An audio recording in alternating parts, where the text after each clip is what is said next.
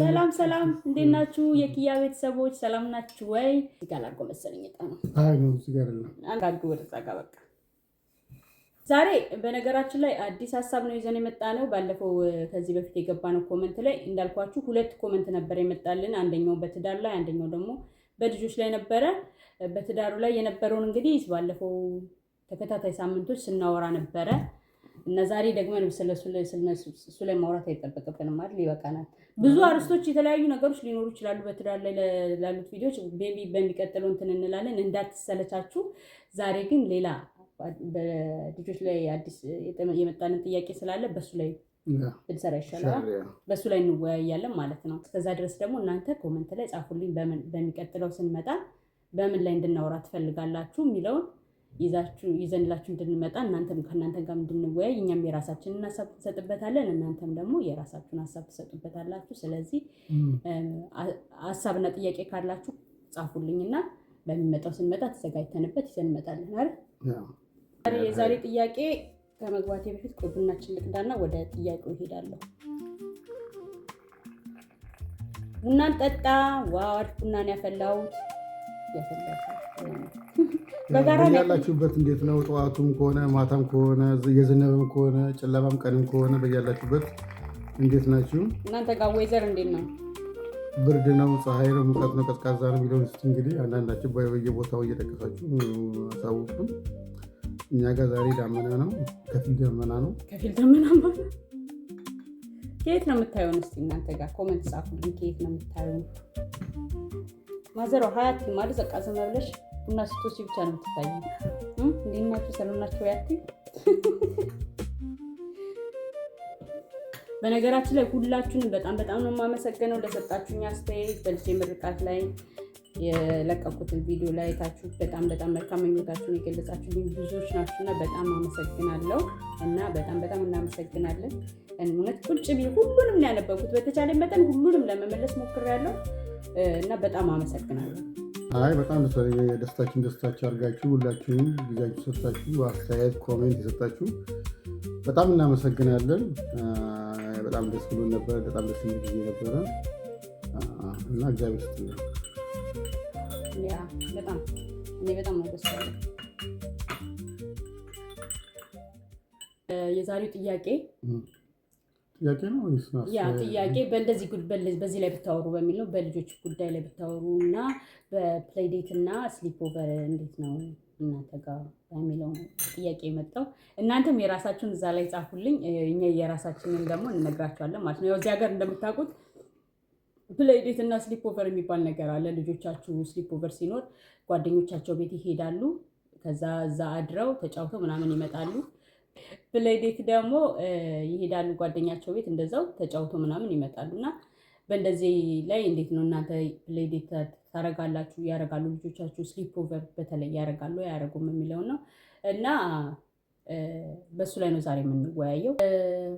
በስሊፕ ኦቨር እንዴት ነው በእኛ ላይ እስቲ አንተ ንገራቸው ስለኛ ስሊፕ ኦቨር። የኛ ልጆች ስሊፕ ኦቨር ሄደው ያውቃሉ አያውቁም?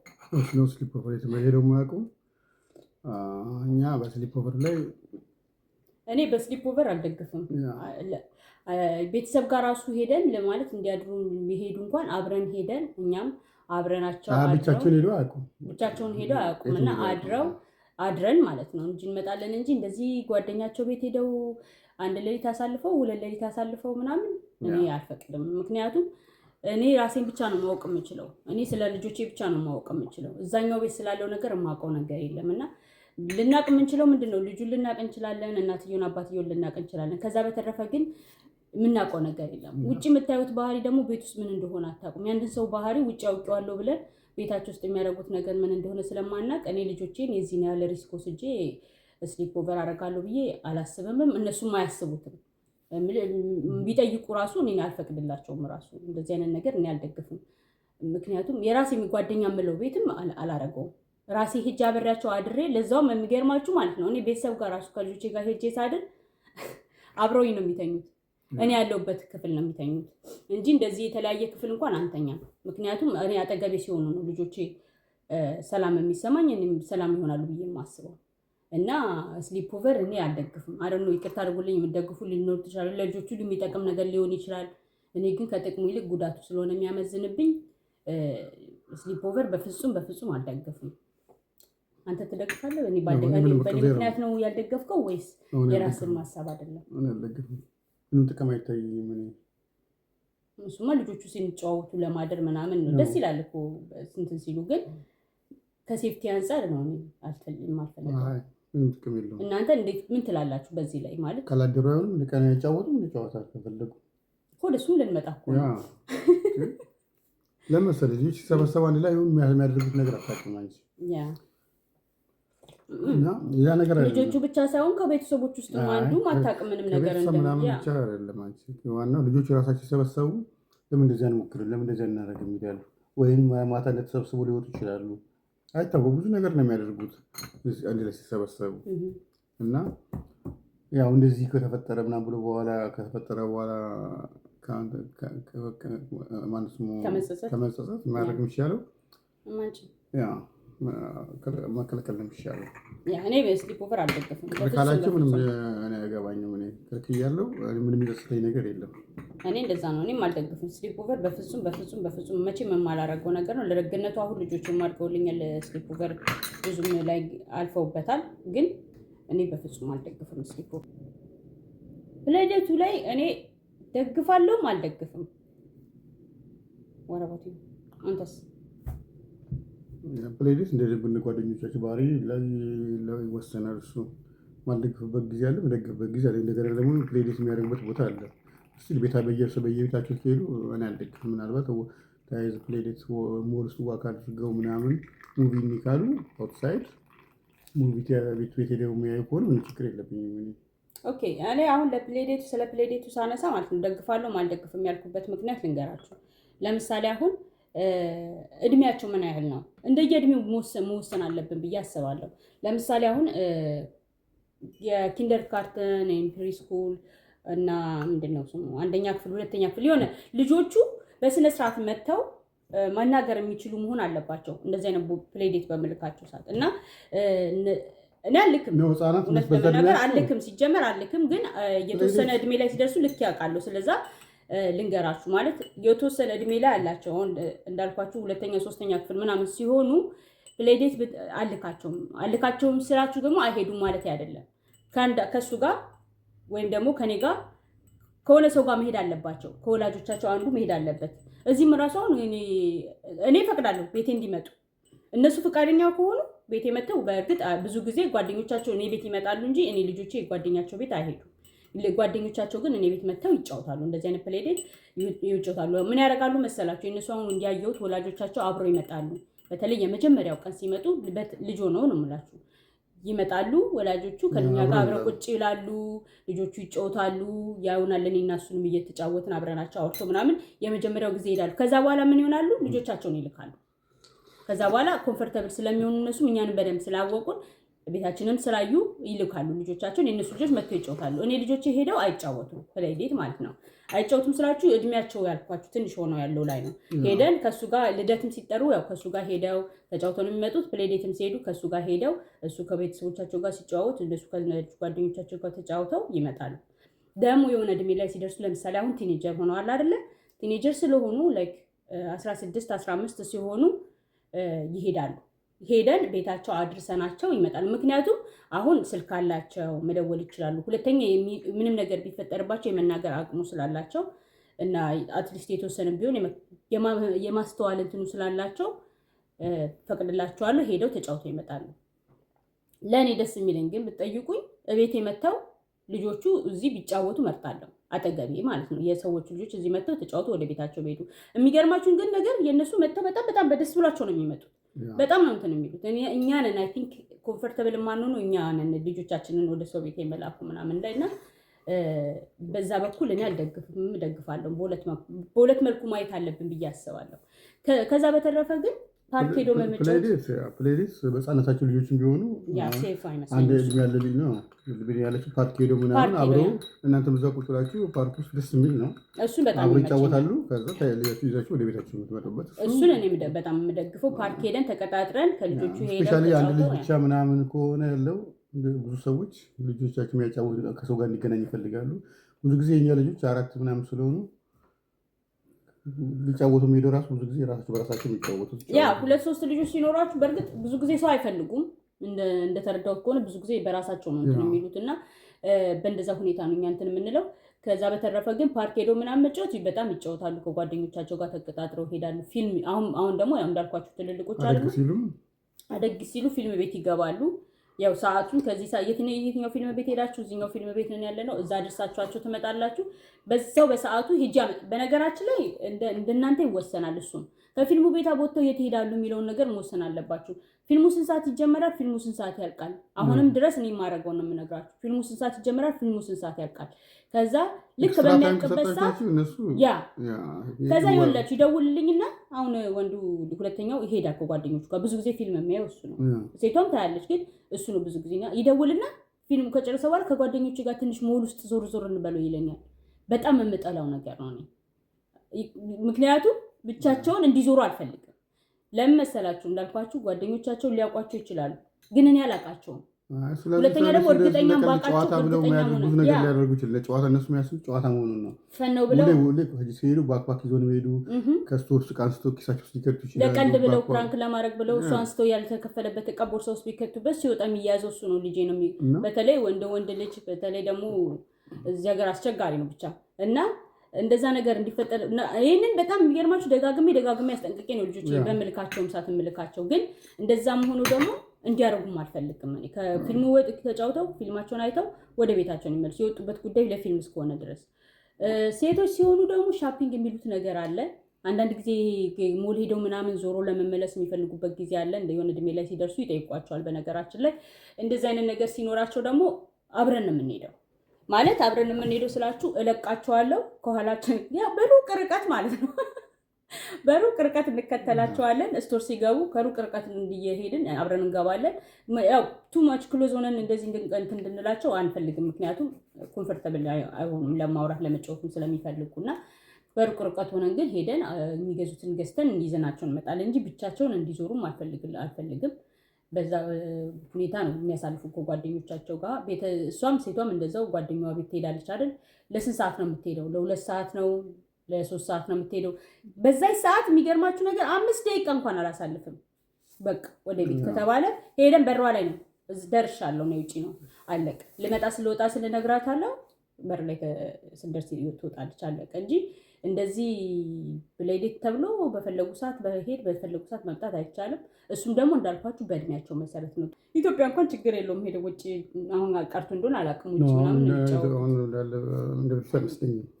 እዛም በኢትዮጵያ ውስጥ በሆንም ኖሮ እኔ አልፈቅድም እኔ አልፈቅድም። በተለይ ምንም በተለይ ብሎ ነገር የለም። ሁሉም አልፈቅድም። አዳር አልፈቅድም። አብሬያቸው ሄጄ አድሬ መመጣበት ቤተሰብ ጋር ከሆነ ነው እንጂ እኔ ሰው ቤት ጓደኞቻቸው ቤት ሄደው አድሮ እንዲመጡ አልፈቅድም። እዚህ ቤት ሆነው እኛ ቤት ነው ስለ ልጆቼ ልነግራችሁ ይችላል። ከዚች ከበር ካለፉ በኋላ ግን ምን ያድርጉ ምን ይስሩ የማውቀውስ ነገር ስለሌለ ልከራከር አልችልም። ምክንያቱም ልጆች ናቸው። ስለዚህ ጥንቃቄ ማድረግ የምንችለው ቀድመን ስለሆነ አንድ ነገር ከመድረሱ በፊት ጥንቃቄ ለማድረግ ያህል እኔ ልጆቼን አልልክም እና ብልክም አሁን ካደጉ በኋላ ነው። እሱንም ደግሞ ብዙ አይነት መመሪያ ተሰጥቷቸው ነው። ከቤት ከመውጣታቸው በፊት ስልካችሁን ድምፅ ላይ አድርጉት፣ ስደውልላችሁ አንሱ። ቴክስት አልፈልግም። በነገራችሁ ላይ ልጆቼ ከዚች ቤት ከወጡ ሰዓት ጀምሮ ቴክስት አልፈልግም። ደውል ነው መደወል አለብን። ከደወልኩኝ ማንሳት ያለባችሁ ማውራት አለብኝ። ድምጻችሁ መስማት አለብኝ። ቴክስቱንማ ሌላም ሰው ሪስፖንድ ሊያደርግልኝ ሊመልስልኝ ይችላል እና ቴክስት አልፈልግም፣ አልቀበላቸውም። ስለዚህ ያቋታል። ስልካቸውን አዘጋጅተው ምን ብለው ነው የሚሄዱት? እና ስፔሻሊ ስሊፕ ኦቨር የሚባለው ለሴቶች ልጆች ለወንድ መፈቀድ የለበትም፣ ግን ለሴት ደግሞ ትልቅ ጥንቃቄ የሚፈልግ ነገር ይመስለኛል። አንደኛ ደርስባቸው ምናልባት ላይናገሩ ስለሚችሉ የፈለገ ትልቅ ቢሆኑ እንደዚህ አይነት ነገር ሲደርስባቸው ከክብደቱ አንጻር መናገር ላይፈልጉ ይችላሉ። ስለዚህ ለምን ሪስክ ውስጥ ከታቸዋለሁ እኔ? አሁን እነሱ እኔ ሊጠሉኝ ይችላሉ። ያንን ባለማድረግ ይጥሉኝ። እኔ ልጆቼን ለጥንቃቄ ብያረኩት ነገር እንዲጠሉኝ ካደረጋቸው ይጥሉኝ። ምክንያቱም አድርገው ነገ ጧት ሊያመሰግኑኛል። ቀድሞ መጠንቀቁ አይከፋም። እኔ አይደለም ማደር አልኳችሁ እኮ አሁን ራሱ ከፕሌይ ዴት ራሱ ለመሄድ የሄደችው የተወሰነ በቁጥር ነው። በቁጥር አሁን ራሱ ላይ 14 ዓመቷ ሲሆን ምናምን ነው እሱን መሄድ የጀመረችው። በጣም ከምትቀርባቸው በጣም በደንብ ከምትቀርባቸው ልጆች ማለት ነው። እሱንም ደግሞ ለአንድ ሰዓት ግን እንደዛም ቢሆን እኔ አልኳቸው አኩ የሆነ ፕሮጀክት አዘጋጅቶ ቤት ውስጥ መጥተው ለመጫወት ሲፈልጉ ጓደኞቻቸው ቤት ሄደው ለመጫወት ሲፈልጉ ምን እንደምለው ታውቂያለሽ? እኔ ጋር እዚህ ያመቻችላቸዋለሁ ሁሉም ነገር። ከዛ በኋላ እንድረብሻችሁም ገብተው እኔ ጋር መጥተው ወላጆቻቸው በዚህ መጥተው ቀንም ሙሉ ራሱ ከመጡ ጊዜያችሁ ምናምን አንዳንድ ጊዜ ልጆች ምናምን ሲሆን ኮምፎርቴብል አቶ የምትፈልጉን ስራ ላትሰሩ ትችላላችሁ ቤት ውስጥ ግን ቤት ውስጥ እነሱ ቀንም ሙሉ መጥተው ራሱ እንትን አይሏቸውም። እኔ እንግዳ መጥቶብኝ እዚህ እነሱን እያስተናገድኩኝ ሌላ ነገር ባልሰራ ይሻለኛል እንጂ ልጆቼ ልኬ እንትን አላችሁ በዚህ ገባችሁ ማለት አልፈልግም። በዛ ላይ ደግሞ የሚገርማችሁ ከቤት እስከሚወጡ ነው እንጂ እነሱ ለምሳሌ አሁን ለአንድ ሰዓት ብላኝ ትሄድና 30 ደቂቃ ትንሽ ልጨምር ትላለች። አይበቃቸውም፣ መውጣት አይፈልጉም ተመልሰው። እኔ ደግሞ ያንን አልፈልግም። በዚህ ሰዓት ብያቸዋለሁ፣ በዚህ ሰዓት መመለስ አለባችሁ በቃ። ምክንያቱም ላይፍ ሁሉ ጊዜ እንደዛ አይደለም። በፈለጋችሁ ሰዓት የምትጨምሩበት በፈለጋችሁ የምትቀንሱት አይደለም። ስለዚህ ኮንትሮል ማድረግ መቻል አለባችሁ እና በእኔ በኩል ይህን ነው እንትን የምለው። ልጅ ሆኖ ሲሄዱ ደግሞ ያው እንዳልኳችሁ አብራችሁ መሄድ አለባችሁ፣ ግዴታ ነው። ሊደብራችሁ ይችላል፣ ከሰዎቹ ጋር ማውራት ምናምን ሊያስጠላችሁ ይችላል። ይሁን መጽሐፍ ያዙ ወይ ስልካችሁን ይዛችሁ በጣም ይደብረው በጣም ነው ይደብራል። ወላጅ ሄዶ ቁጭ ማለት ሰው ቤት ይደብራል። ግን ደግሞ ከልጆቻችሁ የሚበልጥባችሁ ስለሌለ ስልካችሁን ያዙ።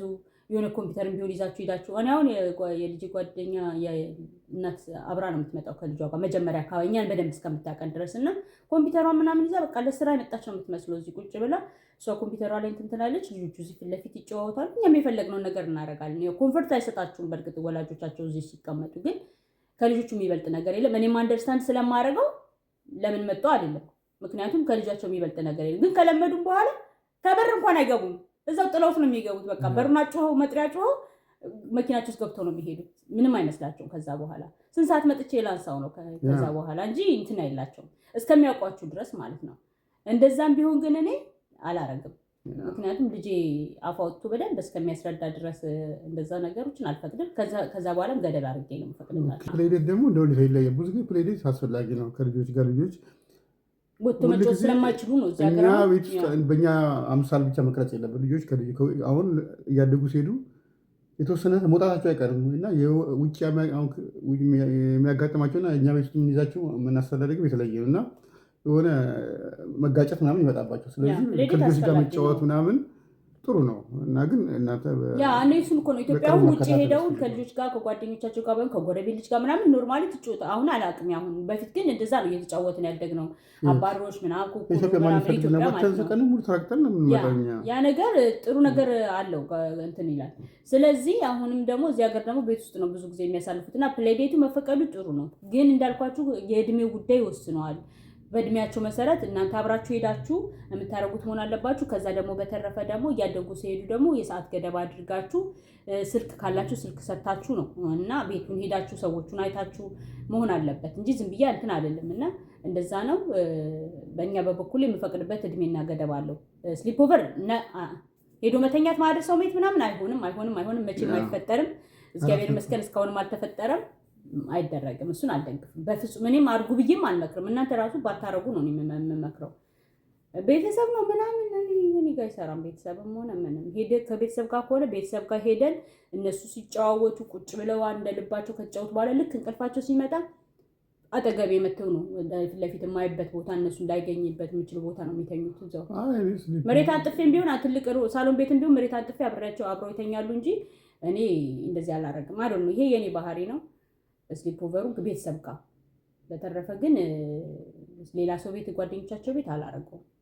እኔ ትልቅም ሆኖ ባያረጉ ደስ ይለኛል። እውነት ለመናገር በጣም ከባድ ነው እንጂ ደስ አይልም። እሱን በተረፈ ውጭም ግን ሄዶ መጫወቱን እፈቅዳለሁ እና ያ ነው አርስቱ ዛሬ። እንግዲህ እናንተ ደግሞ አሁን ኮመንት ላይ ጻፉልን፣ ምን እናድርግ፣ እንደዚህ ጉዳይ ልናወራ፣ በዚህ ብታወሩ ብንወያይ ደስ ይለናል የሚለውን ነገር ጻፉልን። እኛ ደግሞ እንመተን እዚህ ጋር ከእናንተ ጋር እንወያይበታለን። በጣም እናመሰግናለን ሁላችሁንም።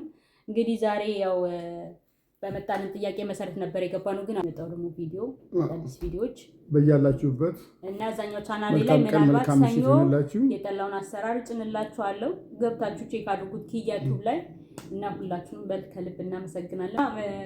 መልካም ቆይታ ይሆንላችሁ። ቀን ከሆነ ሰላም ዋሉ፣ ማታ ከሆነ ደህና ደሩ። የእግዚአብሔር ፍቅርና ቸርነት ከኛ ከሁላችንም ጋር ይሁን። መልካም ምሽት፣ መልካም ቀን። ደህና አሜን። ሰላም ባይ